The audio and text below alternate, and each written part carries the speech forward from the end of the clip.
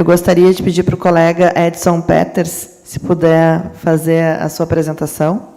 Ele falará, então, sobre a questão da atuação do Ministério Público, né, uma revisão aqui, uma reflexão sobre a atuação do Ministério Público. Vou ler o currículo rapidamente, então. Dr. Edson é advogado, professor, escritor, consultor na área ambiental, mestre e doutor em Direito, atuou por 3 décadas no Ministério Público do Paraná. E hoje está aqui para dividir conosco a sua experiência e trazer algumas reflexões a respeito do assunto. Seja muito bem-vindo, obrigada. De 15 a 20 minutos, por favor.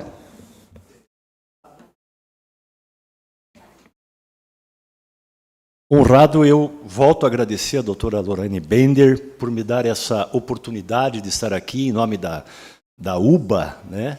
Essa oportunidade de não só de me manifestar aqui, como de reencontrar, né, tantos colegas do Ministério Público que trabalhamos juntos, ex-estagiários, ex-alunos, colegas da docência jurídica, e quero cumprimentar o doutor Rafael Felipim, nosso anfitrião em nome da OAB do Paraná, e especialmente o presidente Alexandre da UBA, que eu tive a satisfação de conhecer hoje, né, bem como nossa moderadora, a doutora Fabiana, e estendendo meus cumprimentos aos demais integrantes dessa mesa que estão aqui se pronunciando. Eu encerrei uma carreira de mais ou menos 30 anos no Ministério Público, faz 5 anos, e resolvi voltar para a OAB.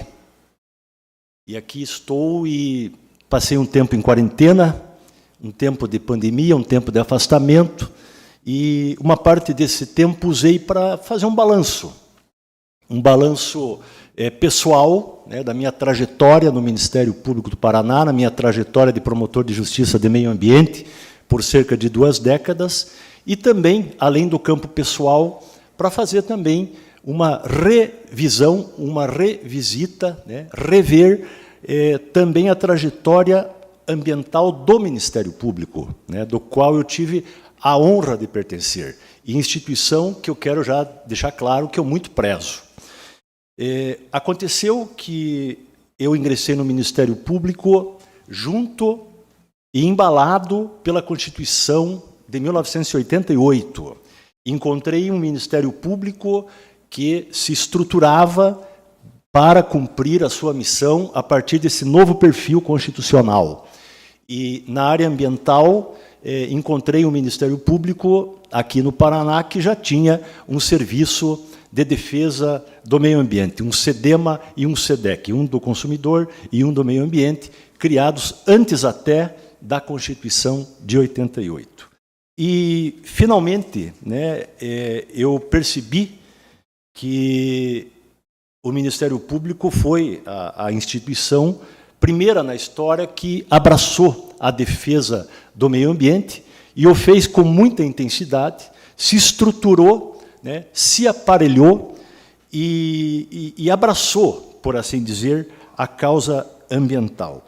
E de uma maneira assim tão exuberante, tão grandiosa, e aqui eu faço um primeiro ponto de abordagem, abraçou de uma forma tão grandiosa e tão espaçosa que não deixou espaço para as demais entidades e instituições que também foram colegitimadas para a tutela coletiva e ambiental a partir da ação civil pública no Brasil. Esse espaço ocupado pelo Ministério Público, né, que veio ao encontro dos anseios dos ambientalistas, né, dos diferentes movimentos, porque não há um só movimento, né, dos diferentes movimentos ambientalistas, claro, ecoou, né, nacionalmente e até internacionalmente. Nós formamos, que eu quero dizer, o Ministério Público, a partir de São Paulo, forma uma verdadeira escola jurídica de defesa ambiental. E ele passa a, digamos, ocupar esse espaço de defesa jurídica do meio ambiente de uma forma onipresente, eu diria até mais, né, de uma forma onisciente até, né, e de uma forma que não permite ou restringe as demais atuações de outras instituições e órgãos. Isso teve uma repercussão, né, muito positiva nos primeiros anos, no primeiro período, e, a partir de um certo momento, estou aqui propondo uma reflexão, né, entre nós aqui, que sofremos, que sentimos essas dores. Acontece que os órgãos ambientais foram criados, em sua maioria, incluso o IBAMA, depois que o Ministério Público já estava pronto, preparado e aparelhado, e assumindo uma proatividade exagerada, me permitem, em certos aspectos, em certos momentos da história.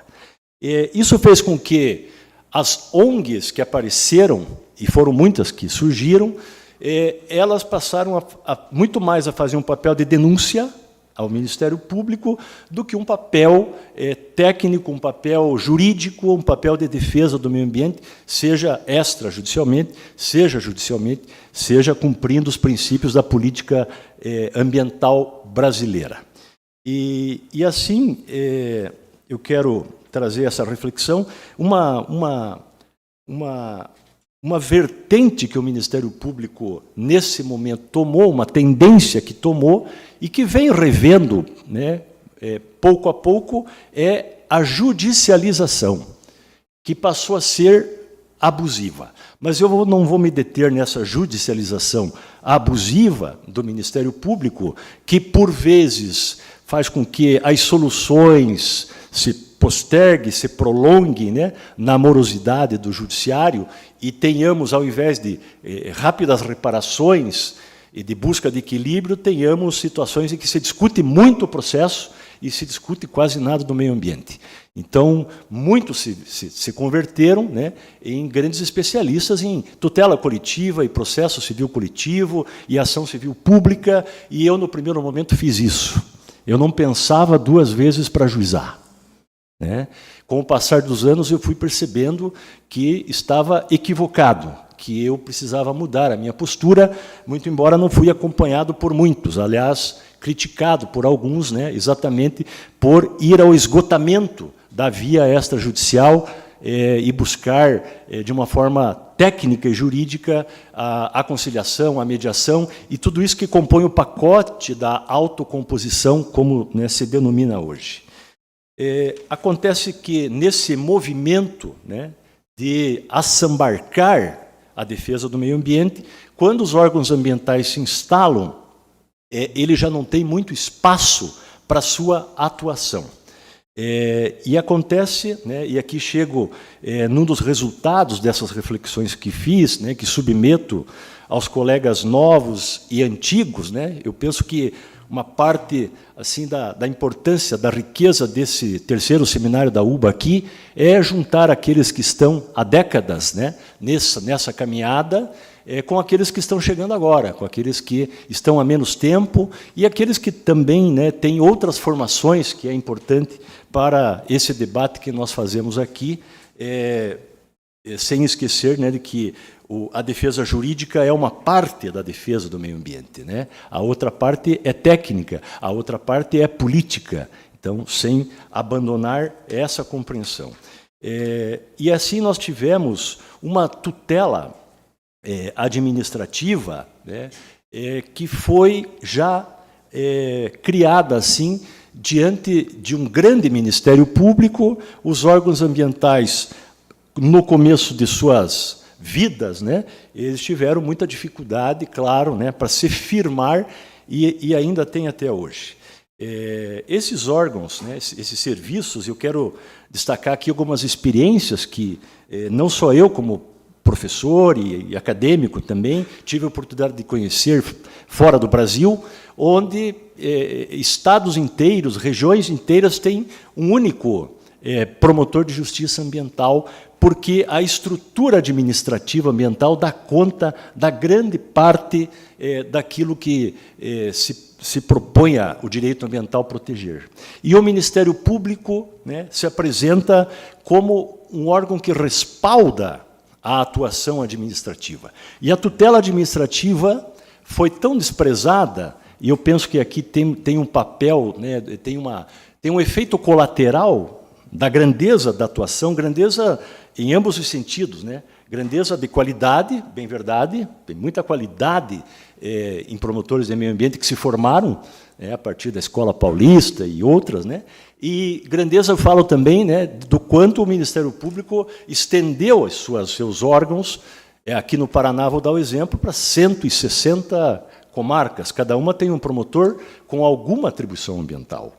Então, o número de promotores se multiplicou e, finalmente, nós temos a criação das promotorias especializadas de meio ambiente, né, dentro da carreira da estrutura do Ministério Público. E o que eu quero destacar, né, nessa onipresença do Ministério Público na seara ambiental é quanto ela prejudica o livre desenvolvimento da estrutura administrativa ambiental no Brasil. E ainda hoje, ao invés de termos um Ministério Público respaldando a atuação administrativa, que faça valer a tutela administrativa, temos um Ministério Público desconfiado de quase tudo que o órgão ambiental faz, fiscaliza e licencia.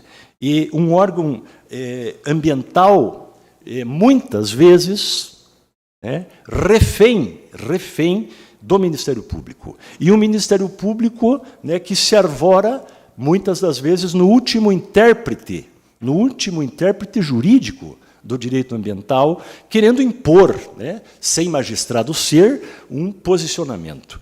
E, além do aspecto da tentativa de se impor interpretações que, às vezes, são opiniões, como destacava aqui a doutora Samantha, né? Esse é um risco muito grande que a gente observa, é o risco do promotor querer impor a sua opinião pessoal, a sua posição individual, né, o seu contexto ideológico no seu trabalho técnico-jurídico. E, além, né, desse aspecto, quem tem formação técnica aqui talvez perceba, tanto quanto eu, que nós temos também uma tentativa de se impor uma interpretação técnica pelas equipes técnicas do Ministério Público, né, que funcionam junto aos centros de apoio de meio ambiente e que têm essa atribuição em todo o território estadual e dificilmente conseguem atender a demanda.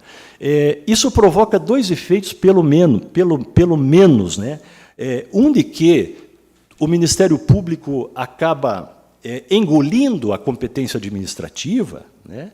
E sujeita o órgão ambiental à revisão de tudo praticamente que faz, e aí nós temos um órgão ambiental ou que não faz, né, por insegurança, né, ou que faz aquilo que o Ministério Público determina e requisita, né, o que é ruim, seja na primeira, né, seja na segunda situação.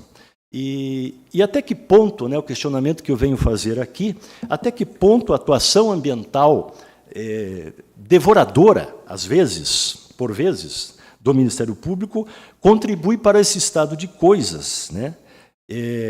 Mas eu espero, né, ver ainda superado. Hoje nós temos uma situação em que o Ministério Público tem uma cobrança, né, sobre os órgãos ambientais, exatamente por não haver confiança, e, ao invés de ter esse trabalho conjunto, esse trabalho que soma, esse trabalho que multiplica, né, a defesa ambiental, é uma atuação que divide, é uma atuação que separa. Quem sofre com isso, né, e pela morosidade que isso gera, né, somos nós, advogados, mas, mais do que nós, advogados, aqueles que dependem das decisões que se prolongam no tempo, porque não se entendem, né, esses órgãos, e porque a tutela administrativa é desprezada, questionada, e se cria uma esfera ministerial que tudo revê, que tudo revisa, que tudo questiona, né, e que faz com que exatamente a tutela valha tão pouco que na Lei de Crimes Ambientais se escolheu criminalizar o descumprimento das ordens e autorizações dos órgãos ambientais, né, porque se sabe que elas são muito desrespeitadas, que elas pouco valem, etc. e tal, além de criar os crimes contra a administração, né, ambiental, especificamente, colocando em desconfiança o trabalho dos agentes sérios que trabalham nesses órgãos ambientais. Essa precariedade, essa falta de estrutura do Estado, que não aparelha de forma eficiente os órgãos ambientais, somada a essa posição devoradora da atuação ambiental pelo Ministério Público, faz com que nós tenhamos agências ambientais, órgãos ambientais muito frágeis no Brasil. E talvez um dos papéis, né, que tenhamos nós, enquanto advogados, enquanto OAB, enquanto UBA, né, quem sabe seja de fortalecer os órgãos ambientais, né, e tirá-los dessa situação de reféns do Ministério Público brasileiro. Grato pela participação de vocês.